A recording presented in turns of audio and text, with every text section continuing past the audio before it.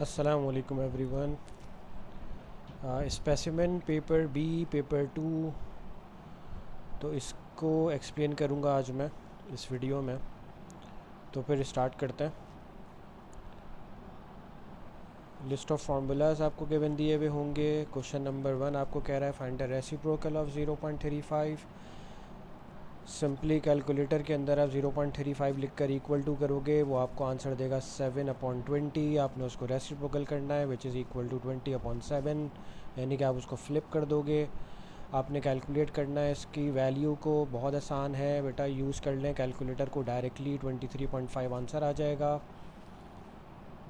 उसके बाद question number 3 pie chart से रिलेटेड है, जिसमें अडल्ट्स की जो है वो एंगल हमें दिया हुआ है 162, स्टूडेंट्स का हमें 72 का एंगल दिया हुआ है। चिल्ड्रन का अगर आपको एंगल निकालना है तो आप 360 से सिंपल माइनस कर सकते हो, जैसे कि मैंने आपको 360 से दोनों एंगल्स माइनस करके इक्वल टू 126 डिग्री का एंगल दे दिया। फिर उसके बाद आपने नंबर ऑफ़ विज़िटर्स वाले कॉलम को कंप्लीट करना है। तो स्टूडेंट्स के नंबर को फाइंड आउट करने के लिए आप एक रिलेशनशिप बनाओगे, जो कि यहाँ पे बना हुआ है कि अगर 162 डिग्री का एंगल 108 जो है वो एडल्ट्स को शो करता है, उनकी क्वांटिटी को शो करता है, तो 72 डिग्री का एंगल कितने स्टूडेंट्स को शो करेगा।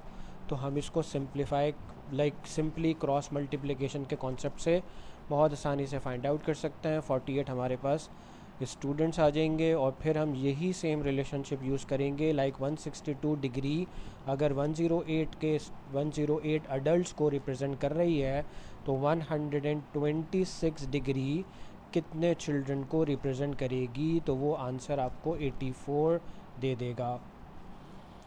उसके बाद हमारे पास कुछ मनी है जो कि शेयर हो रही है दो लोगों में 5:7 के रेशो से। अगर हमें n का शेयर फाइंड आउट करना है as a percentage of the total money, तो हमें पता है कि सम ऑफ रेशो हमारे पास 12 होगा, तो 5 + 7 12 होता है। और आपको अगर n का शेयर फाइंड आउट करना है तो आपने 5/12 इंटू 100 करना है, तो वो आपको परसेंटेज में मिल जाएगा विच इज़ 41.67। और अगर आपको फाइंड करना है कि ई का क्या शेयर होगा as a percentage of N share, तो आपने रेशोज़ तो आपको गिवन ही है कि ई के पास 7 का रेशो है, एन के पास 5 का रेशो है। तो एज अ परसेंटेज आपने इसमें वर्किंग करनी है, तो आपने 7/5 करना है, यानी कि ई का रेशो डिवाइडेड बाय एन का रेशो और मल्टीप्लाई बाय 100 कर दोगे, तो वो परसेंटेज में आ जाएगा विच इज़ 140%। अच्छा, एन का शेयर अगर $160 है तो ई का शेयर कितना होगा। वी नो दैट कि एन के पास जो पार्ट्स हैं वो 5 पार्ट्स हैं आउट ऑफ 12, और ई के पास हैं 7 पार्ट्स आउट ऑफ 12। तो हमने इसको पार्ट्स वाली टेक्निक से कर लिया कि अगर 5 पार्ट्स $160 का शेयर रिप्रेजेंट कर रहे हैं, तो 7 पार्ट्स कितना शेयर रिप्रेजेंट करेंगे। तो क्रॉस मल्टीप्लाई करके आपके पास 224 आंसर आ जाएगा। 160 टाइम्स 7 डिवाइडेड बाय 5 सॉल्व करनी है इक्वेशन को। पहले एक्सपैंड कर लोगे, फिर शिफ्टिंग कर लेना। शिफ्टिंग करने के बाद आपके पास x की वैल्यू -0.2 आ रही है, उसको आप फ्रैक्शन में भी लिख सकते हो -1/5। बहुत सिंपल क्वेश्चन है बेटे। उसके बाद क्वेश्चन नंबर 6 जो है वो मैंसुरेशन से रिलेटेड है। एक डायग्राम आपको शो हुई है जिसमें एक ट्रेपीजियम है और एक स्क्वायर है। हमारे पास ए एफ़ और बी ई का जो रेशो है वो 3:2 का रेशो दिया हुआ है। तो इसका मतलब है कि हम अगर इनको पार्ट्स में ब्रेक करें तो बी ई के पास 2 पार्ट्स होंगे, ए एफ़ के पास 3 पार्ट्स होंगे, राइट। और फिर इसमें अगर हम स्क्वायर के एरिया की मदद से, with the help of area of the square, अगर हम इसकी एक साइड की लेंथ निकाल लें, तो वो definitely L square equal to 32, दोनों तरफ taking square root on both sides, the length is equal to 4√2 centimetre. तो अगर बी सी की लेंथ 4√2 आ रही है तो डेफिनेटली स्क्वायर की सारी लेंथ्स इक्वल होती हैं, तो बी ई भी 4√2 हो जाएगा। और फिर हम क्या करेंगे कि हमारे पास बी सी और बी ई की जो लेंथ हमारे पास आ गई है, उसके बाद हमने ये वाला पार्ट करना है, ठीक है। तो बेटा देखो, सबसे पहला जो काम है वो आपको ये करना है। फिर उसके बाद इसमें नंबर 2 स्टेप जो होगा वो ये होगा कि आप इसमें ए एफ वाली साइड निकाल लो। और वो किस तरह से निकालोगे कि बेटा रेशो की टेक्निक से निकाल लो ना, जिस तरह हम वेक्टर्स में रेशो की टेक्निक्स लगाते हैं, तो इसी तरह से हम यहाँ पे इस तरह से इसको कर लेंगे कि अगर टू पार्ट्स जो हैं वो 4√2 को रिप्रेजेंट कर रहे हैं, तो 3 पार्ट जो है वो कितनी वैल्यू को रिप्रेजेंट करेंगे, तो बेटा वो 6√2 सेंटीमीटर आ जाएगी, और ये लेंथ है आपके पास ए एफ की। अच्छा, फिर स्टेप 3 जो है वो आपके पास एरिया फाइंड आउट करना है ट्रेपीजियम का। ठीक है, तो स्टेप 3 में आप फार्मूला लगा दो 1/2 into height into sum of the parallel lines. तो आपके पास हाइट जो है बेटा वो 7 सेंटीमीटर की है ट्रेपीजियम की।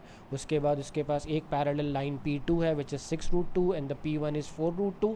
इन सारी वैल्यूज़ को सब्सटीट्यूट करोगे, कैलकुलेटर से सॉल्व करोगे, 49.5 आपके पास एरिया का आंसर आ जाएगा, which is the area of trapezium.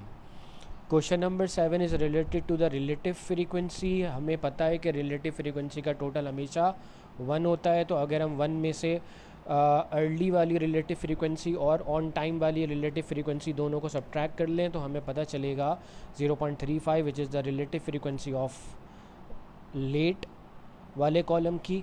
उसके बाद ये कहता है कि 200 बसेस अराइव करती हैं मिल टाउन पे, calculate the number of buses expected to arrive early. तो हमें अर्ली को सिंपली उसकी रिलेटिव फ्रीक्वेंसी से नंबर ऑफ़ बसेस से मल्टीप्लाई कर दोगे, तो आपके पास 20 बसेस ऐसी होंगी आउट ऑफ 200 बसेस जो कि अर्ली अराइव कर रही होंगी। नेक्स्ट क्वेश्चन हमारे पास पॉलीगॉन से रिलेटेड है। हमें एक्सटीरियर एंगल कैलकुलेट करना है। एक हमारे पास रेगुलर हेक्सागॉन है। देखो बेटा, दो तरीके मैंने इसके बता दिए हैं, एक मेथड 1 है, एक मेथड 2 है। लेफ़्ट साइड पे M1 विच इज़ मेथड 1। तो आप याद रखो कि आपके पास सम ऑफ एक्सटीरियर एंगल हमेशा 360 डिग्री होता है। जब आप उसको नंबर ऑफ साइड से डिवाइड करोगे तो आपको एक एक्सटीरियर एंगल कैलकुलेट हो जाएगा, बिकॉज ये एक रेगुलर हेक्सागॉन है। तो रेगुलर हेक्सागॉन के पास 6 साइड्स होंगी, सारी साइड्स इक्वल होंगी बिकॉज हेक्सागॉन इज़ रेगुलर। तो आपके पास 60 डिग्री का एक्सटीरियर एंगल आ जाएगा। दूसरा तरीका इसका ये है कि आप n-2 multiply by 180 divided by n का फार्मूला लगाओ, उससे आपको आंसर मिलेगा 120, वो के जो कि इंटीरियर होगा। 120 is not the exterior angle, right. फिर आप क्या करो कि इंटीरियर प्लस एक्सटीरियर हमेशा इक्वल टू 180 डिग्री होते हैं। देखो ये बात मैंने यहाँ पे लिख दी है, ये कॉन्सेप्ट अच्छा है, इसको याद कर रख लो कि इंटीरियर और एक एक्सटीरियर मिलके हमेशा 180 के इक्विवेलेंट होंगे। तो आपने 180 से 120 का इंटीरियर जब माइनस करोगे यू विल गेट एक्सटीरियर। तो दोनों मेथड में से कोई सा भी मेथड अप्लाई कर सकते हैं। उसके बाद क्वेश्चन का सेकंड पार्ट ये कह रहा है कि एक रेगुलर हेक्सागॉन और एक रेगुलर पॉलीगॉन को जब हमने कनेक्ट किया तो उन दोनों की कॉमन साइड भी जो है वो ज्वाइन करके दे रहा है, लाइक दोनों को कनेक्ट कर दिया, और एक एंगल हमें 100 डिग्री का गिवन है। रेगुलर हेक्सागॉन का एक इंटीरियर हम ऑलरेडी फिगर आउट कर चुके हैं, ठीक है, यहाँ पे हमने इसको फिगर आउट कर लिया था जो कि 120 है, राइट।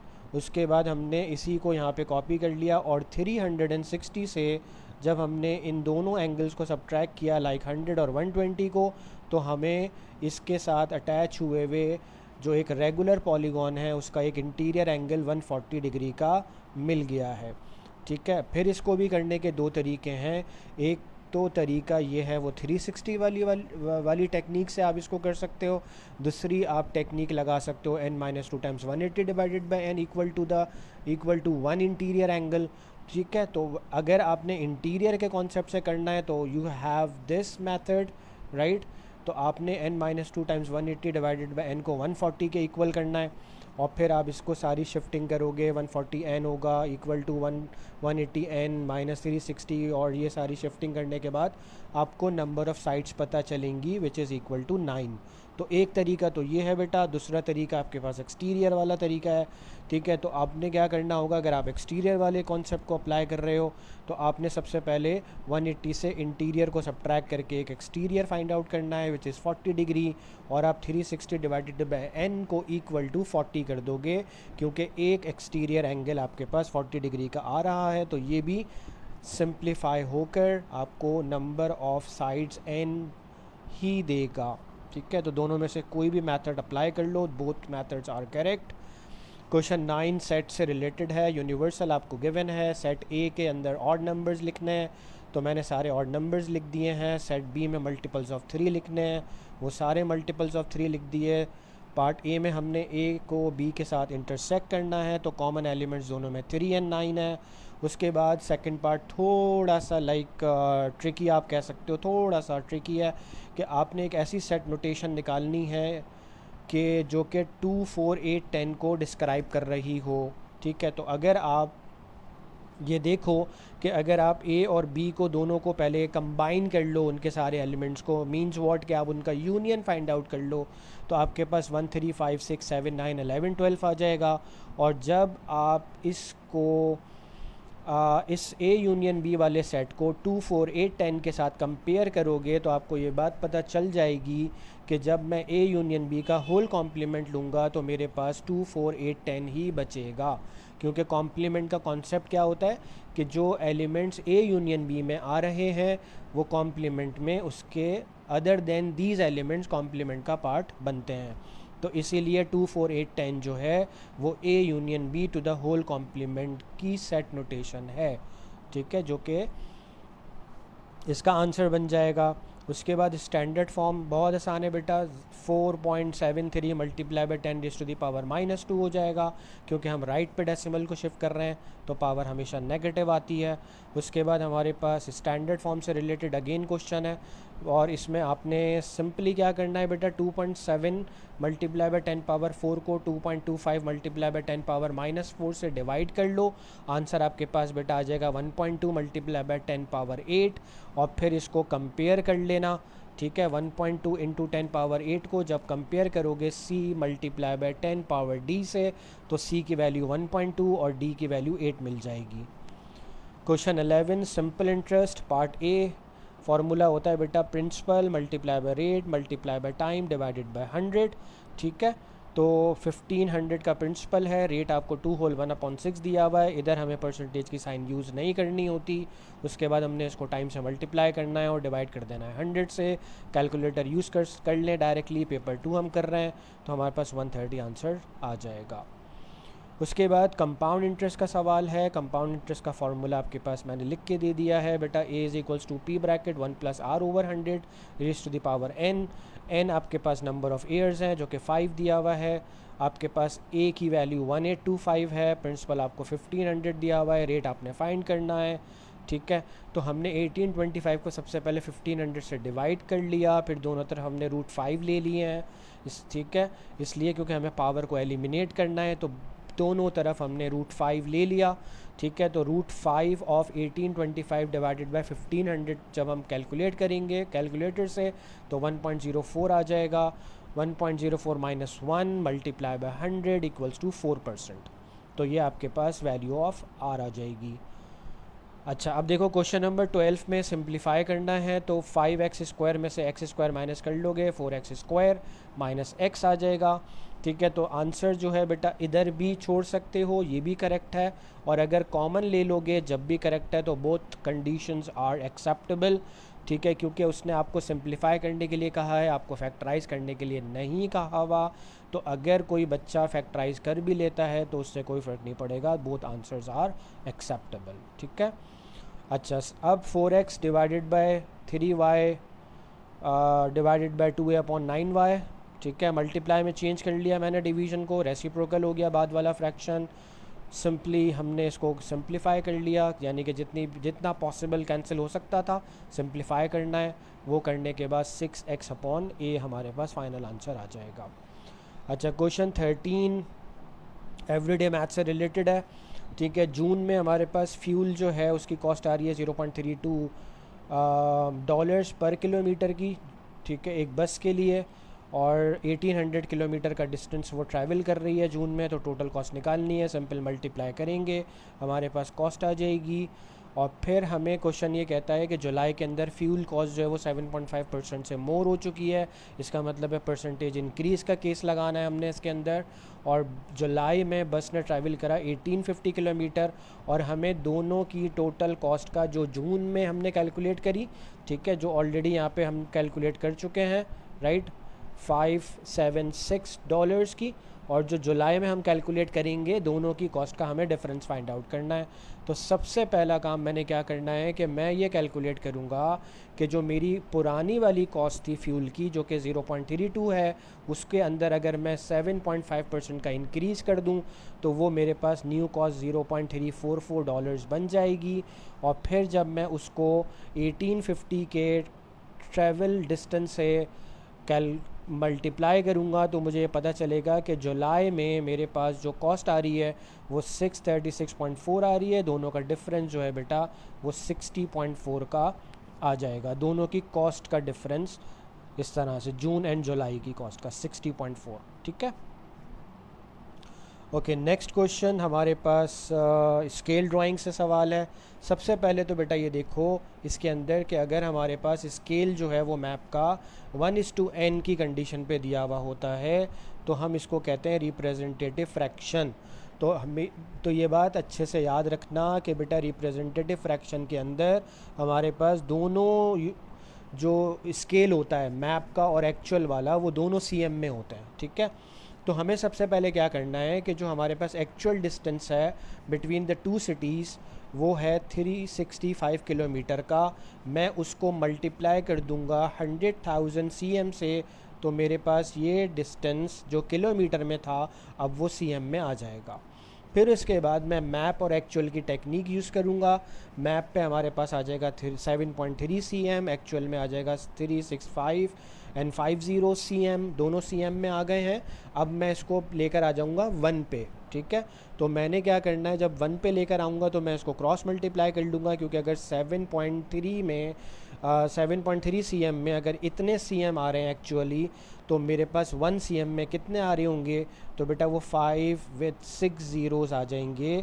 ठीक है, तो दोनों तरीक़ों से आप अपने आंसर को लिख सकते हो, 5 विथ 6 ज़ीरोज़ और 5 मल्टीप्लाई बाई 10 पावर 6 में भी लिख सकते हो, राइट।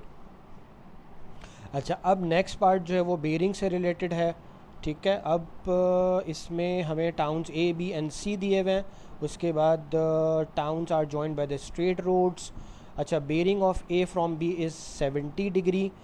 ठीक है, तो ये देखो मैंने इसमें बेरिंग जो है वो मार्क कर दी है कि बेरिंग ऑफ ए जो है वो बी से हमारे पास 70 डिग्री दी हुई है। तो हम क्या करेंगे बेटा, देखो सबसे पहले हम कॉन्सेप्ट लगा देंगे इंटीरियर एंगल का। ठीक है, सबसे पहला काम हमने क्या करना है, इस फर्स्ट पार्ट को सॉल्व करने के लिए हम सबसे पहला काम ये करेंगे कि हम 180 में से 70 को माइनस करेंगे, बिकॉज हमारे पास इंटीरियर एंगल्स हैं। तो हमारे पास 110 डिग्री आ जाएगा यहाँ पे, राइट। फिर हमें चूँकि बेरिंग फाइंड आउट करनी है ऑफ बी फ्रॉम ए, तो हम ए वाले नॉर्थ से क्लॉक वाइज डायरेक्शन में मूव करेंगे और क्लॉकवाइज डायरेक्शन में हम मूव करते रहेंगे जब तक हम बी तक नहीं पहुंचते। तो हम जब उधर पहुंचेंगे तो हमें सिंपली ये बात समझ आएगी कि हम 360 में से 110 माइनस कर देंगे, तो हमें बेरिंग पता चल जाएगी फर्स्ट पार्ट की, that is the bearing of B from A. उसके बाद क्वेश्चन आपसे कह रहा है the bearing of C from A is 195। Diagram पे मैंने इसको मार्क कर लिया है, जो बेरिंग ऑफ सी है ए से वो 195 है। बी सी ए का एंगल मुझे दिया हुआ है तो ये भी मैंने मार्क कर दिया, इधर मैंने बेरिंग भी मार्क कर दिया 195। अब मुझे फाइंड आउट करनी है the bearing of C from B, right, the bearing of C from B. तो अब bearing of C from B के लिए देखो बेटा मैंने यहाँ पे भी ये मार्किंग कर दी है ना, तो बी से सी की बेरिंग फाइंड आउट करनी है। अब यहाँ के सारे स्टेप्स देखो बेटा, सबसे पहली चीज़ हमने क्या करना है कि हमने 360 में से हमने 195 और 110 को माइनस करना है, जिससे हमें 55 डिग्री का एंगल मिलेगा।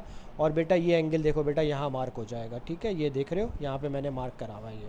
तो मैं बेसिकली ट्राइंगल के अंदर वर्किंग कर रहा हूँ, क्यों, क्योंकि मुझे देखो बेरिंग निकालने के लिए मुझे 70 डिग्री की बेरिंग तो ऑलरेडी मौजूद है मेरे पास, लेकिन मुझे बस ट्राइंगल के अंदर वाली एक बेरिंग चाहिए जिसको मैंने थीटा से मार्क किया हुआ है, ब्लू कलर से थीटा जो मैंने बनाया है ना। तो मैंने उसको कैलकुलेट करने के लिए सबसे पहले क्या करा कि 360 से 195 एंड 110 माइनस करा, विच इज़ इक्वल टू 55। ठीक है, अब ये ट्राइंगल के अंदर मुझे 55 भी पता चल गया, मुझे 113 भी पता चल गया। अब मैंने क्या करा कि मैंने इस वाले एंगल को फाइंड आउट करने के लिए मैंने 180 से दोनों को माइनस करा, तो मुझे ये 12 डिग्री का एंगल पता चल गया। तो अब सिंपली हम क्या कर सकते हैं बेटा कि हम 70 में इस कैलकुलेटेड 12 डिग्री के एंगल को ऐड करेंगे तो हमारे पास वैसे बेरिंग तो बेटा 82 आ रही होगी, लेकिन आप ये बात अच्छी तरीके से जानते हैं कि जब बेरिंग 2 डिजिट में आ रही होती है तो हम उसमें ज़ीरो ऐड करते हैं, उसको 3 डिजिट्स बनाते हैं। तो बेटा ये चीज़ भूलना नहीं, सही है। अच्छा जी, अब आ गया हमारे पास बेटा कोऑर्डिनेट ज्योमेट्री। हमें मिड पॉइंट्स निकालने हैं, पी और क्यू का मिड पॉइंट निकालना है। बहुत आसान है बेटा, x1 plus x2 divided by 2, y1 plus y2 divided by 2, -2, 7.5 हमारे पास मिड पॉइंट के कोऑर्डिनेट्स आ जाएंगे। फिर हमें लाइन एल की इक्वेशन दी हुई है, फिर वो हमसे कहता है कि एक ऐसी इक्वेशन फाइंड करो जो कि जो कि पैरेलल हो रही है लाइन एल के, ठीक है, और वो पास थ्रू हो रही है 0,3 से। तो किसी भी लाइन की इक्वेशन फाइंड आउट करने के लिए हमें दो चीज़ें चाहिए होती हैं, एक ग्रेडियंट पता होना चाहिए और एक पासिंग थ्रू पॉइंट हमें पता होना चाहिए।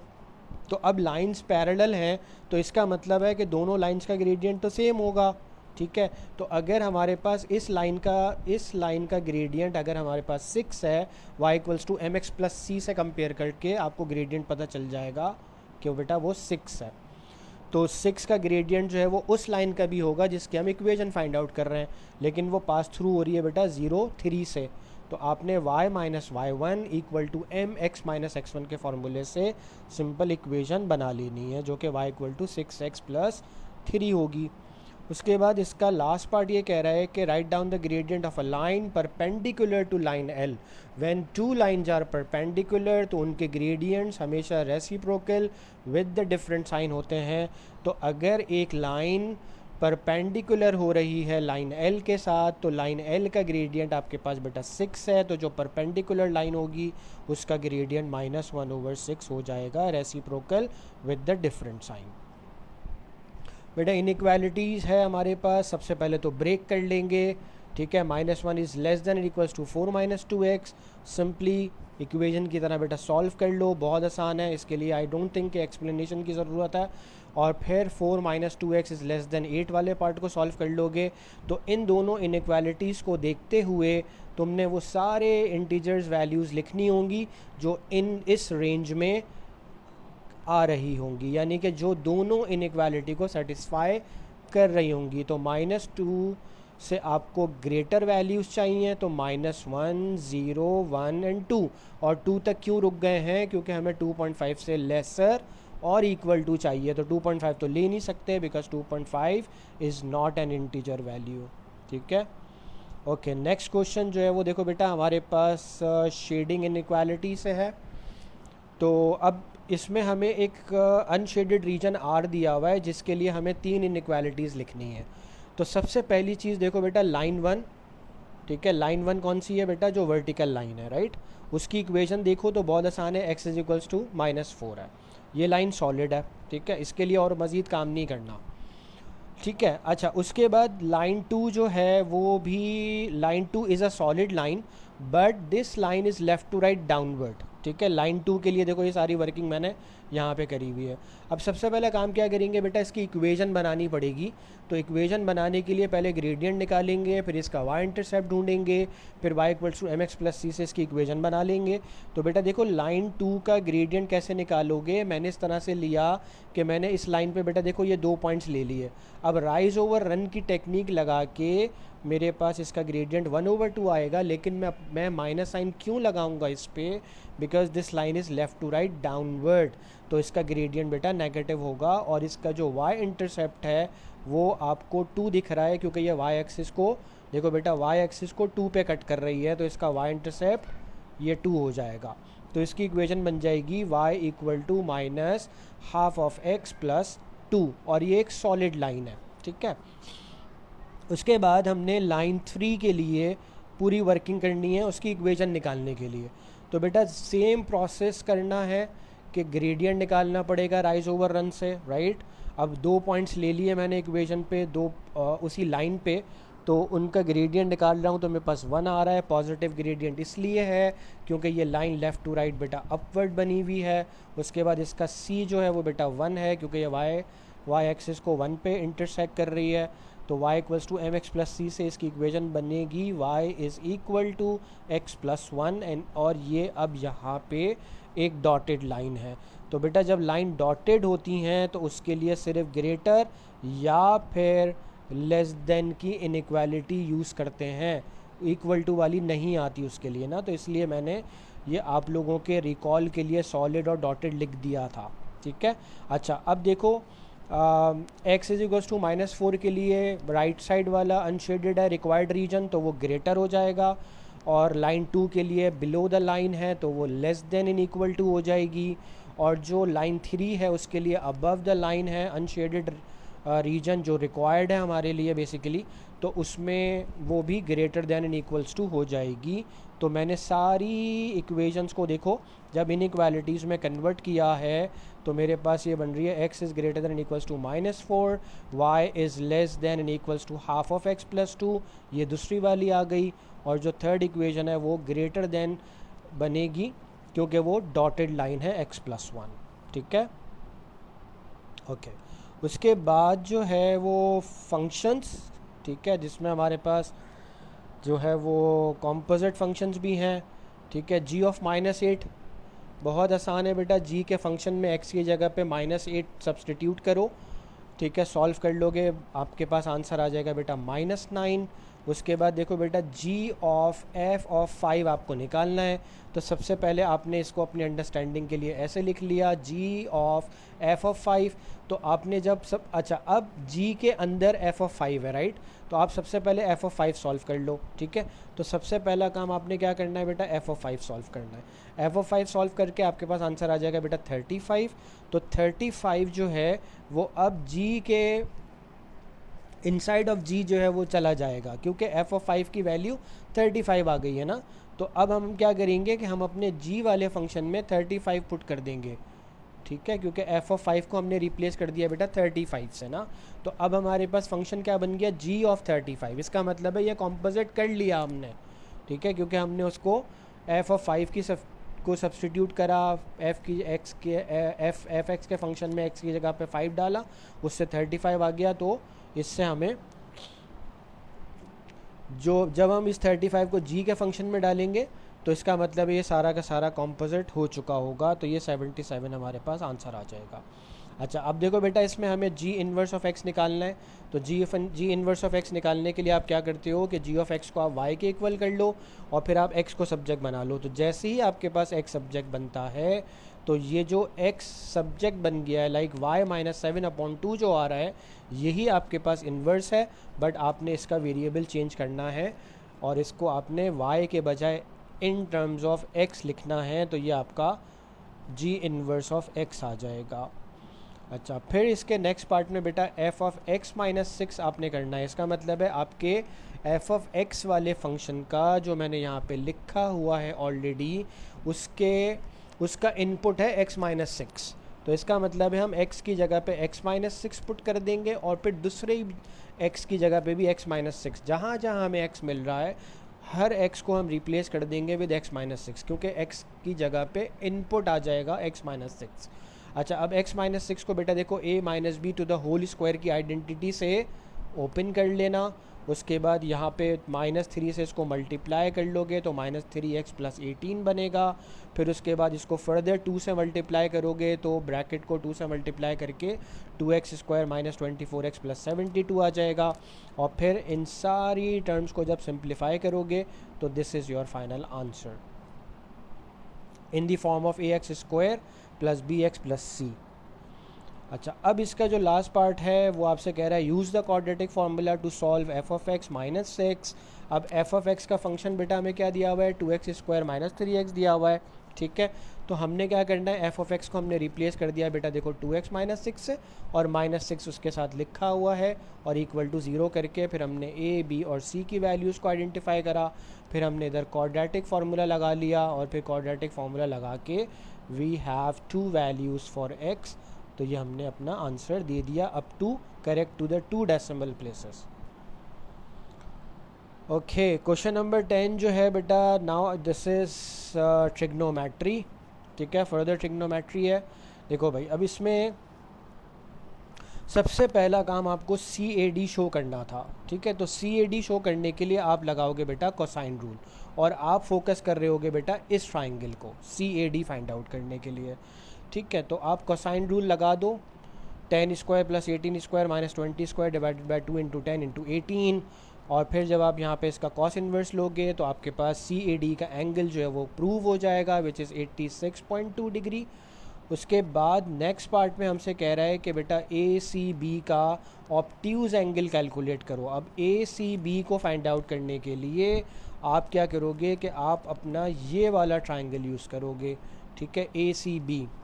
तो ए सी बी को जब आप फाइंड आउट कर रहे होगे ए सी वाला एंगल, तो आप यहाँ पे इजीली साइन रूल लगा सकते हो, क्योंकि आपको 27 वाला डिग्री और उसके सामने वाली साइड 18 पता चल रही है ना, तो आप सी पे थीटा निकाल सकते हो और उसकी ऑपोजिट साइड आपके पास 35 है, ठीक है। तो यहाँ पे साइन रूल की एप्लीकेशन परफेक्ट हो रही है। तो हमने यहाँ पे लगाना है साइन रूल।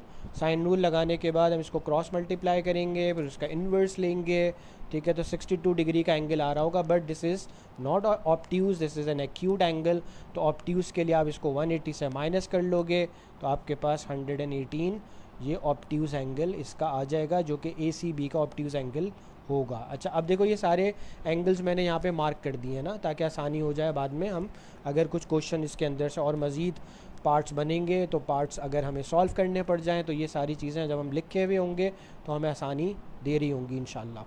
तो 118 यहाँ पे ए सी बी आ गया, सी ए डी यहाँ पे 86.2 हमने प्रूफ कर लिया इधर। अच्छा, अब देखते हैं इसका नेक्स्ट पार्ट क्या कह रहा है।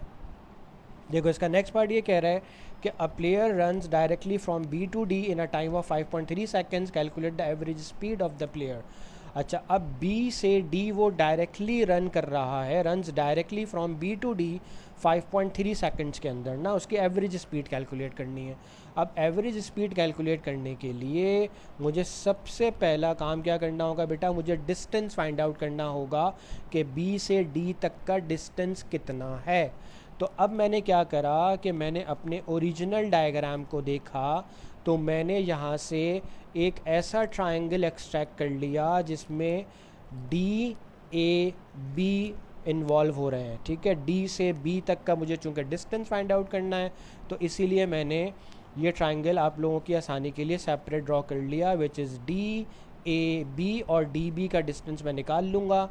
मुझे मेरे पास ए बी ऑलरेडी गिवन है, डी ए की लेंथ ऑलरेडी गिवन है। अच्छा, अब ये 121.2 बेटा कैसे आ रहा है, ये इस तरह से आ रहा है कि जो मैंने सबसे पहले एक थीटा प्रूफ किया था सी ए डी वाला 86.2 वो लेकर, और 35 वाला देखो ये कैसे आ रहा है।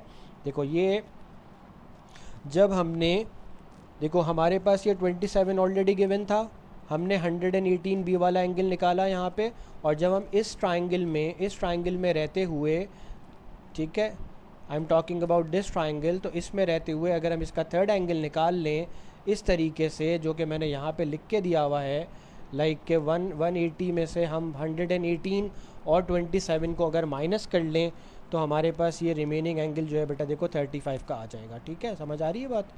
तो ये यहाँ से 35 हमें मिला है, और जब मैं इन दोनों एंगल्स को ऐड करूँगा ना, I am talking about these two angles, क्योंकि डी ए बी में हमारे पास ये दोनों कंबाइन होंगे तो ये पूरा एंगल बनेगा। तो this is the sum of 86.2 and 35, तो ये 121.2 का एंगल इस तरह से आ रहा है।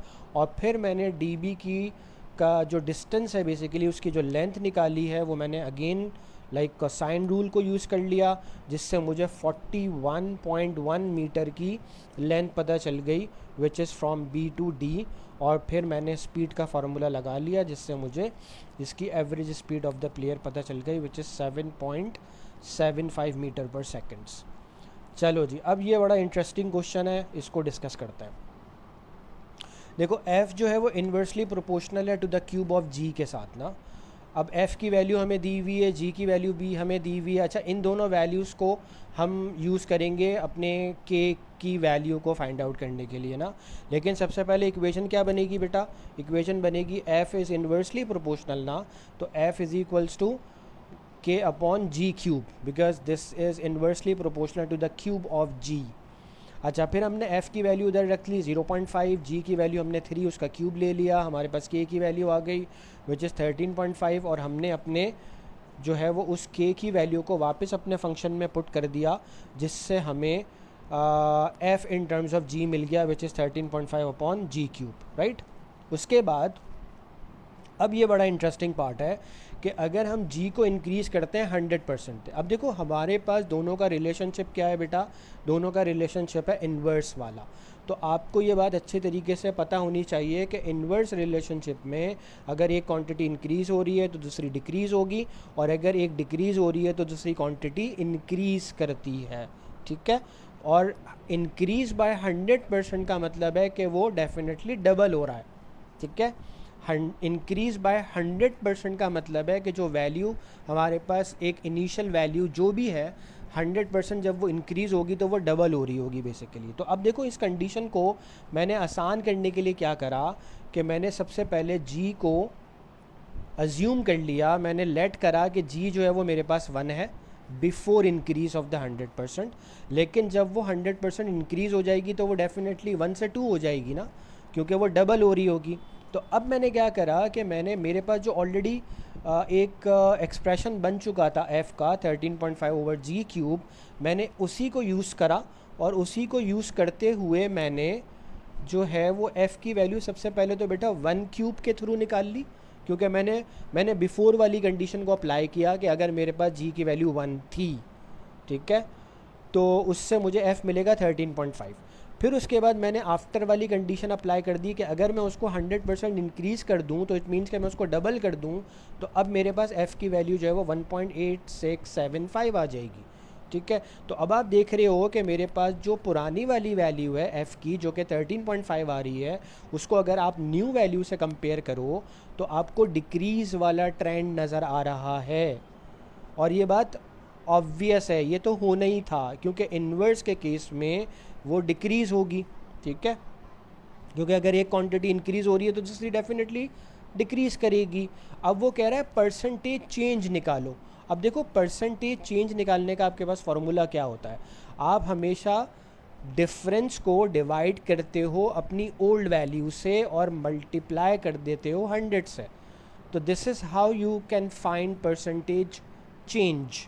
तो अब मेरी पुरानी वैल्यू थी 13.5, बिकॉज मुझे परसेंटेज चेंज इन f निकालना है ना, तो 13.5 माइनस 1.8675, तो इससे मुझे डिफरेंस पता चलेगा कि कितना डिक्रीज़ आया है बेसिकली, और मैं इसको डिवाइड करूँगा अपनी ओल्ड वैल्यू से बिफोर द इंक्रीज़ वाले पार्ट से ना। तो 13.5 से डिवाइड करेंगे तो हमारे पास टाइम्स 100 करके ये 87.5 जो परसेंट आ रहा होगा ना, ये डिक्रीज़ होगा, ठीक है। क्यों? क्योंकि हमें ट्रेंड समझ आ गया है कि यार ये डिक्रीज़ है, तो हमें ये बात मेंशन करनी पड़ेगी कि ये 87.5% डिक्रीज़ का केस है, ठीक है। अच्छा जी, अब हमारे पास जो क्वेश्चन है बेटा वो लिमिट्स ऑफ एक्यूरेसी से रिलेटेड है। देखो बेटा ट्राइंगल का एरिया दिया हुआ है 12 मीटर स्क्वायर, जो कि correct to nearest square metre है। Correct to nearest square metre का मतलब होता है 1 मीटर स्क्वायर, उसको 2 से डिवाइड करोगे तो 0.5 आंसर आएगा, जिस प्लस और माइनस करके अपर एंड लोअर बाउंड्स बना सकते हैं हम। बेस ऑफ द ट्राइंगल है 5.7 मीटर, जो कि correct to the nearest 0.1 metre हुई है, तो 0.1 मीटर को डिवाइड करोगे 2 से तो 0.05 आएगा, प्लस करोगे तो अपर बाउंड मिलेंगे, माइनस करोगे तो लोअर बाउंड मिलेंगे।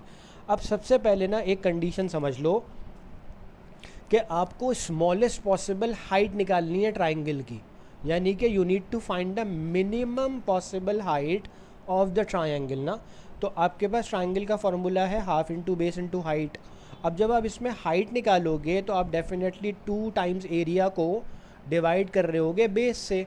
अच्छा, अब आपको क्या करना है, आपको हाइट चाहिए मिनिमम पॉसिबल, स्मॉलेस्ट पॉसिबल। तो मिनिमम पॉसिबल वो कब होगी कि जब मेरा न्यूमरेटर, क्योंकि मेरे पास फ्रैक्शन बन गया ना हाइट को निकालने के लिए, तो जब मेरे फ्रैक्शन का न्यूमरेटर सबसे छोटा होगा और मेरा डिनोमिनेटर फ्रैक्शन का जब अपर बाउंड्स में होगा, यानी कि एरिया लोअर बाउंड्स में चाहिए और जो हमारे पास बेस है वो हमें अपर बाउंड में चाहिए होगी, क्योंकि हमें वो मैक्सिमम लेनी होगी।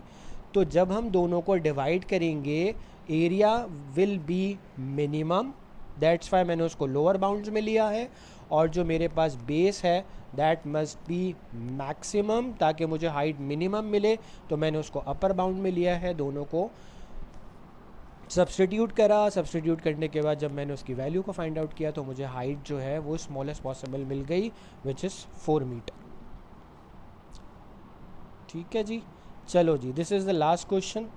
अब देखो बेटा, सबसे पहले तो हम इसको समझेंगे, ठीक है, वॉल्यूम, क्योंकि हमारे पास स्पेसिमेन पेपर के अंदर यही इसी तरह के फर्स्ट टर्म का सवाल आया था, but that was related to volume ना। अच्छा, वॉल्यूम की टेक्निक बड़ी सिंपल सी होती है, वॉल्यूम ऑफ द लार्जर कोन में से वॉल्यूम ऑफ द स्मॉलर कोन निकाल लो तो आपके पास फर्स्ट टर्म का वॉल्यूम आ जाता है। लेकिन जब सरफेस एरिया आप निकालते हो किसी भी 3 डायमेंशनल शेप का, चाहे वो सिंगल हो चाहे वो कॉम्पोजिट बनी हुई हो, ठीक है, तो आपने ना बेटा एक टेक्निक मेरी हमेशा से याद रखनी है कि जब भी आप सरफेस एरिया कैलकुलेट करो तो आप ये सोचना कि मैं इस शेप की, अगर मेरे पास ये फिज़िकली स्टेट में मौजूद होती तो मैं कितने सरफेसेस या कितनी साइड्स को टच हम कर सकते हैं।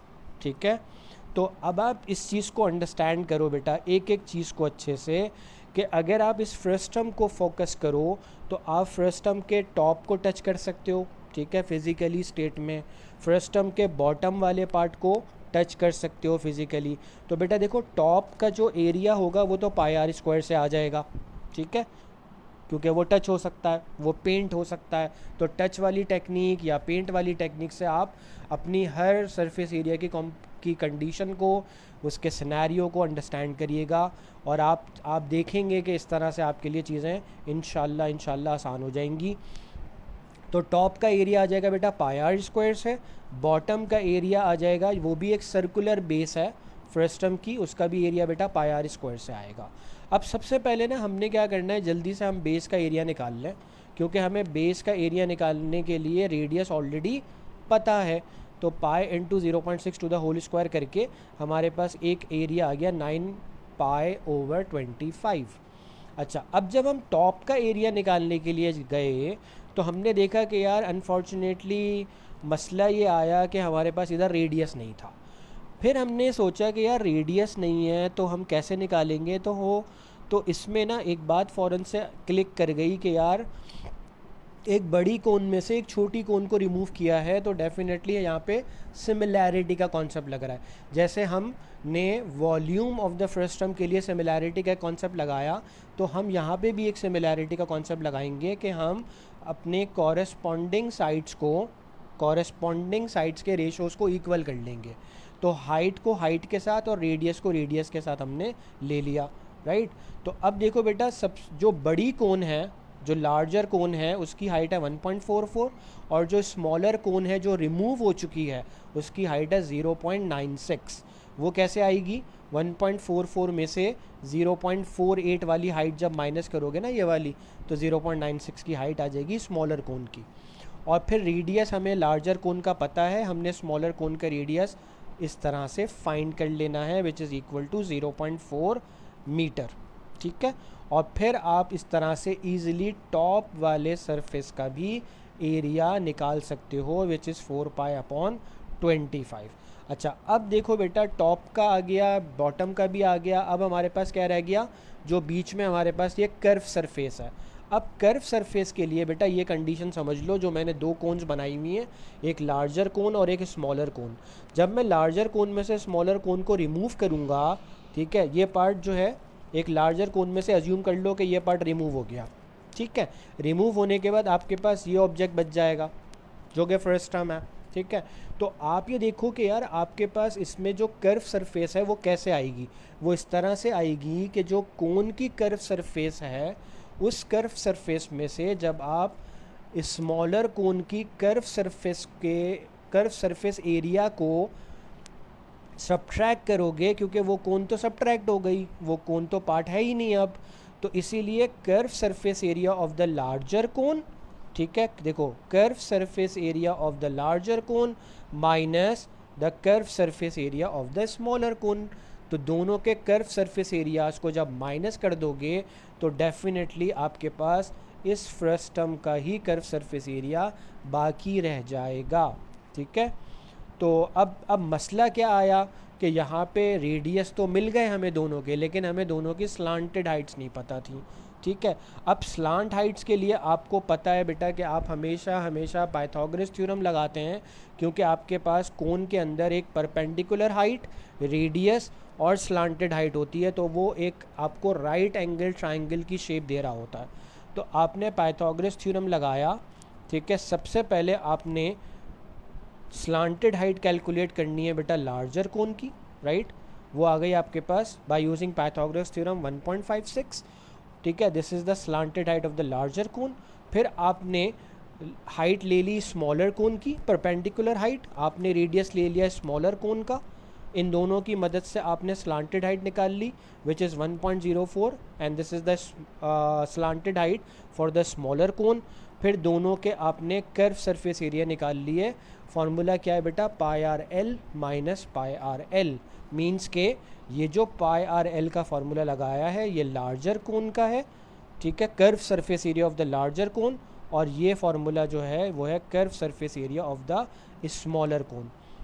ठीक है, तो इसमें आंसर आ जाएगा बेटा आपके पास 13 पाई अपॉन 25। अब आपने सिंपल क्या करना है कि चूंकि आपने total surface area of the frustum find out करना है, तो आप अपने देखो बेटा ये वो एरिया है जो कि हमारे पास आया था बॉटम वाले का। ठीक है ना, जो बॉटम सर्कुलर था हमारे पास 9 पाई अपॉन 25। टॉप का एरिया हमारे पास बेटा आ गया था 4 पाई अपॉन 25, और जो हमारे पास बीच में कर्व सरफेस है उसका एरिया आ गया बेटा हमारे पास 13 पाई अपॉन 25। हमने तीनों को ऐड कर लिया, तीनों को ऐड करने के बाद हमारा आंसर आ रहा है 3.27।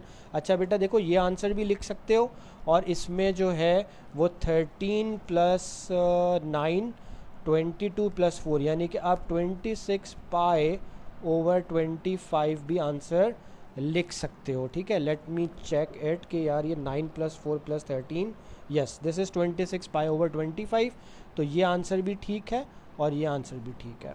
ठीक है, तो बेटा ये पेपर तो वैसे कंप्लीट हो गया है, और आई होप कि आपको अच्छे से समझ आ गई होंगी चीज़ें। लेकिन अगर फिर भी बेटा कोई चीज़ कंफ्यूज कर रही है तो आप कमेंट सेक्शन में मुझसे डिस्कस कर सकते हो चीज़ों को।